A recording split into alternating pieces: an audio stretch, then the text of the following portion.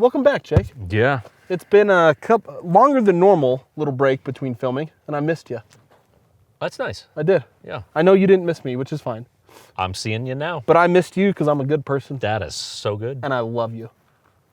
How awkward are you feeling right now? Today's video is on some EDC belts. We're going to get into what that is, but before we do that, Jake, tell people what they need to know. Real basic, keep it streamlined. We've been running 9mm. The 9mm from a distributor, dealer, I guess, whatever you would call it. Importer, distributor, yeah, dealer. US Brass House. We have 2 codes. It's both the code 1911 and the code Syndicate, and it'll wind up saving you about 40 bucks on each case of ammo. So separately. Yeah. Enter 1911, enter Syndicate, enter. Yeah, so I know it's complicated, but we're trying to do you guys a favor on that.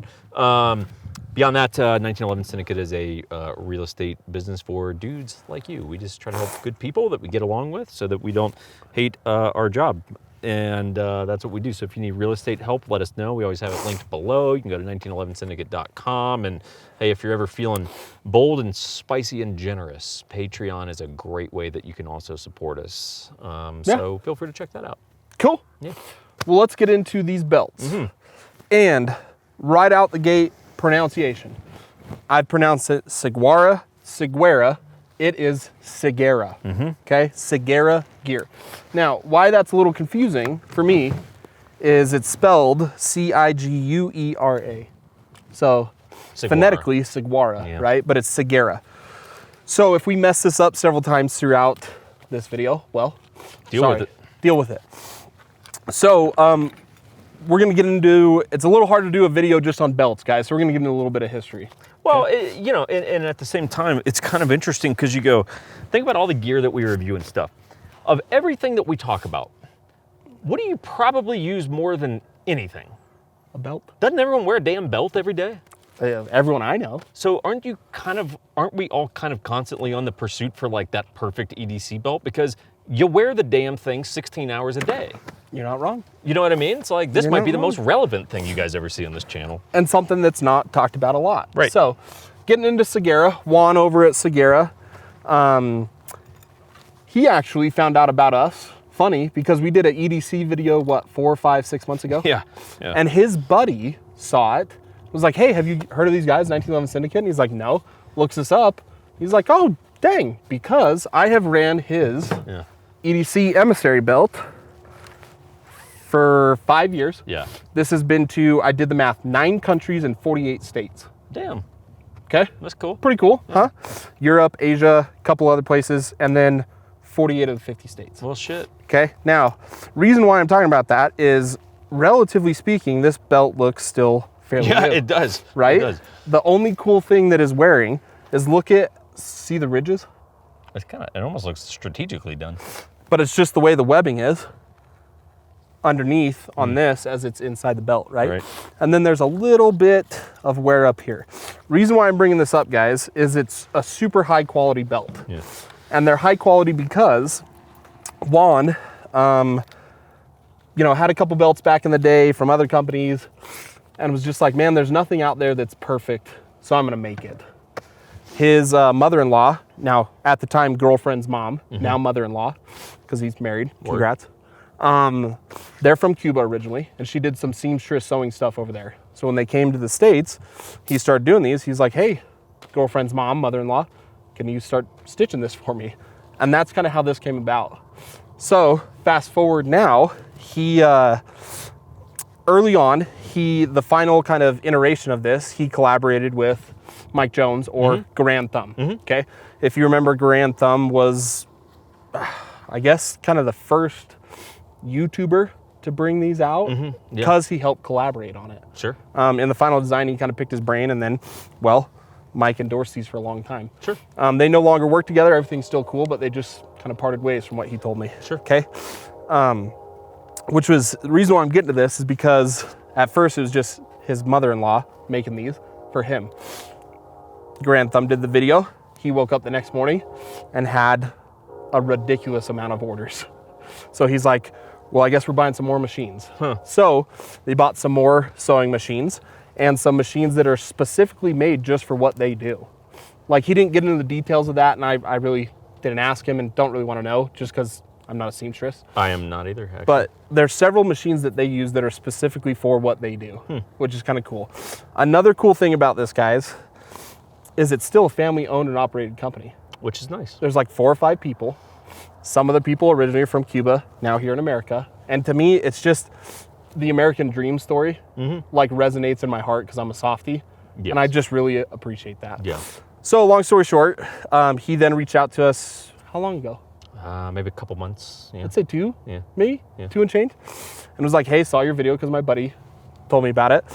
Would see if we could do something. Yeah. So here we are today, Jake. Yeah, and he sent us these belts just so you guys Yes, he did. Understand Yeah. that. Now, I bought this one for myself. Yeah. Okay. I also bought another one, the tan one, because tan is tactical and looks cool. But that was before I ever talked to him. Yeah. Okay. What did you have, Jake? Well, so I think we're going to break this into a 2-part thing. So today we're going to hit the EDC side of it, and then he has a battle belt as well called the Battle Wagon. And we're going to do a video on that, but kind of a separate animal, so we're going to save that for a different day. But it's basically got 2 options in terms of how you could do an EDC belt. I mean, I guess really the true EDC belt, the Emissary Belt, has no Velcro. It's just, Chris actually did all the research. I've been on the practical application side, just wearing and using the belts. So, I mean, hell, material, I mean, hell, what do we even call this shit? Do you know? Oh, it's just scuba webbing. Okay. Yeah, scuba nylon. Okay, yeah, there you go. 1.5 inches. Yeah, lovely. And so this one, obviously, no Velcro, no nothing, brass buckle. It's quite simple, actually. But the thing that, I was just kind of making a couple notes as we were heading into this, going, well, what do I personally want and look for in an EDC belt? And it kind of came with 3 things. Tell them to me. Which is, number 1, comfort.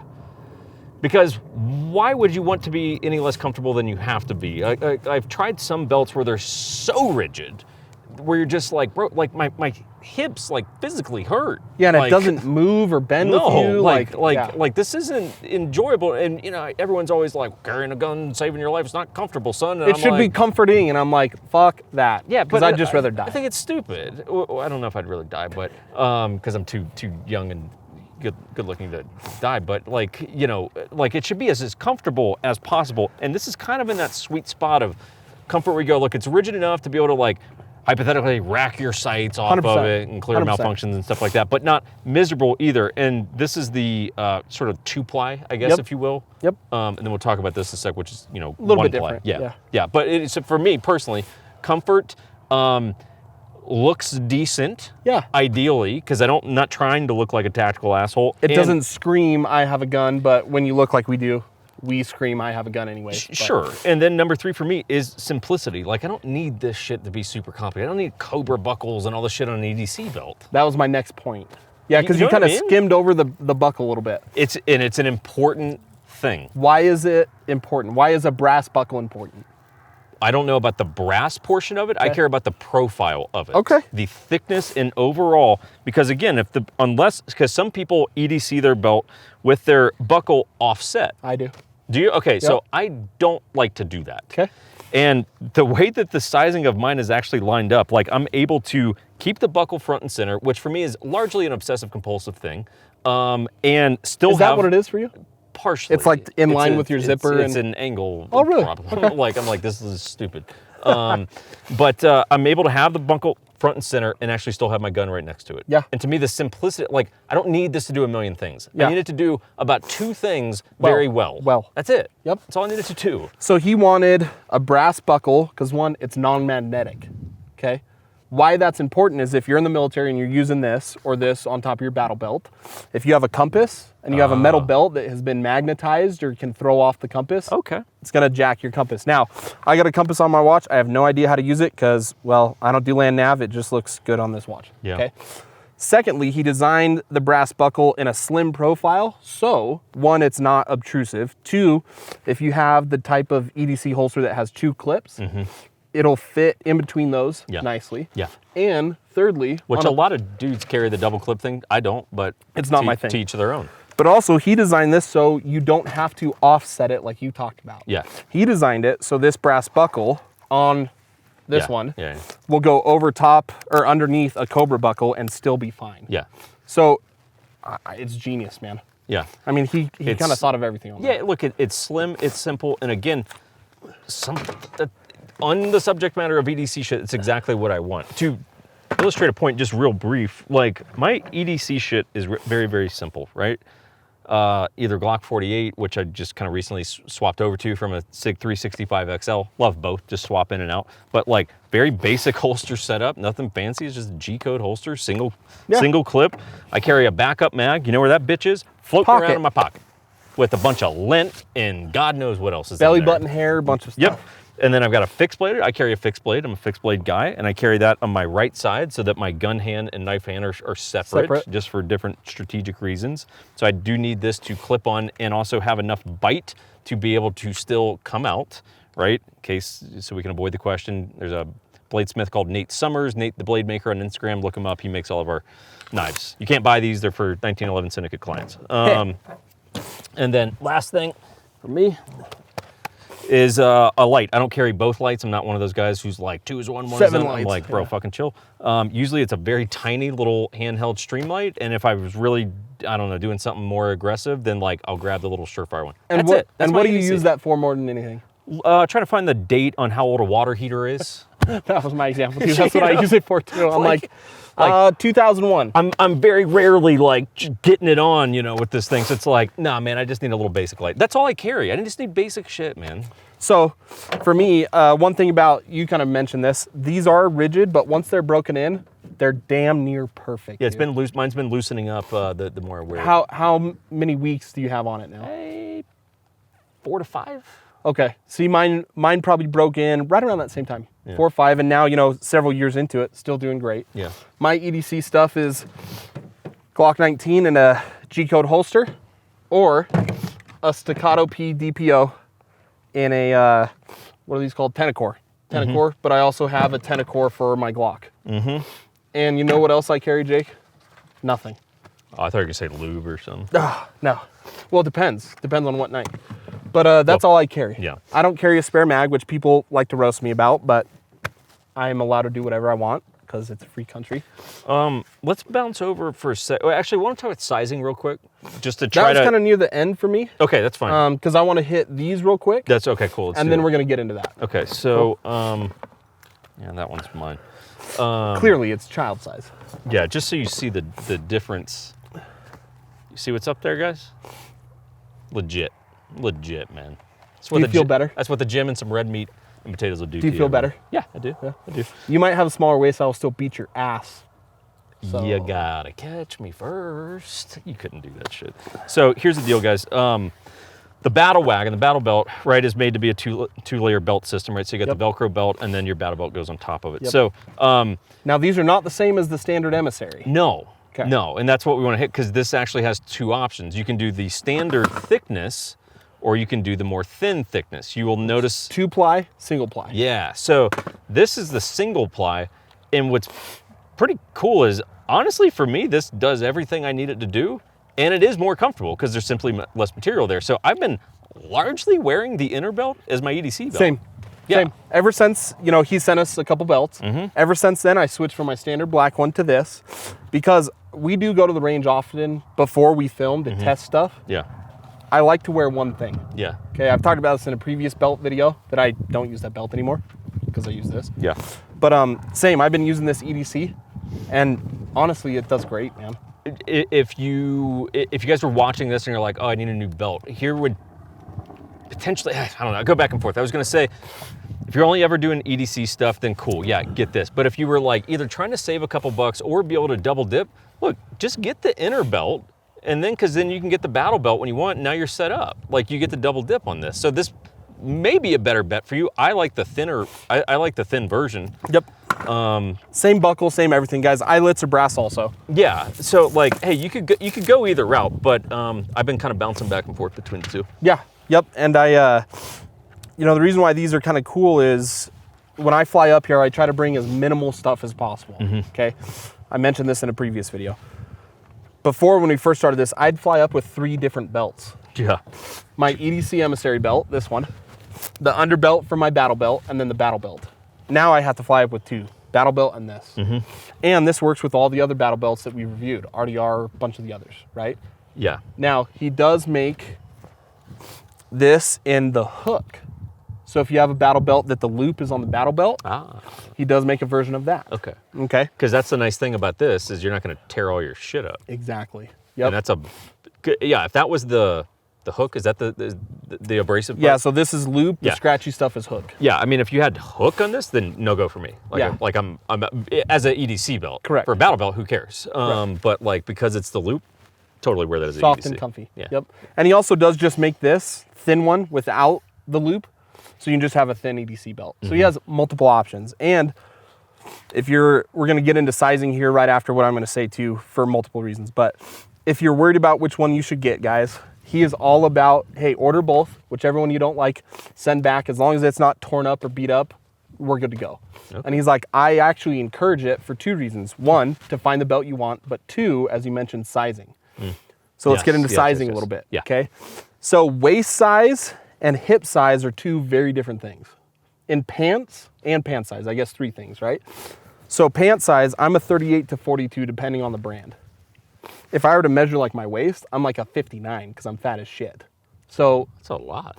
It's not 59, it's like 57, but relax, okay? Yeah, take 2 points off. Probably like 44, I don't know. Yeah. Anyways, so not only do you want to order multiple belts to see which one you want, but sizing can be a little difficult. Yes. So my standard emissary I got when I was fat, this is a double XL, and I started off like second to last hole, and now this I run on the second closest hole. Taking it in. Trying to slim down, dude. Yeah, you're on that. I'm tired of you talking shit and hurting my feelings. No, you've been doing vegan diet. Good for you. Now I order XL belts for a couple of reasons. One, that's the right size, but two, I used to like a lot of extra tail. Oh, really? Yeah. I hate it. I don't like it anymore. Well, I liked extra tail because if I got fatter, I had extra room. Hey, I'm just being honest, man. It's a contingency plan against weight gain. Hey, I like food, okay? Okay. So, okay. Now I like minimal tail because I throw my battle belt on top of it. Good. Okay. So if you guys are confused on sizing, he does have a sizing chart on his website. Go off of that. Go off your pant size, not so much your hip size. Yeah. Okay. But also if you order multiple to play with them, just return them. Yeah. He's all about it. Yeah.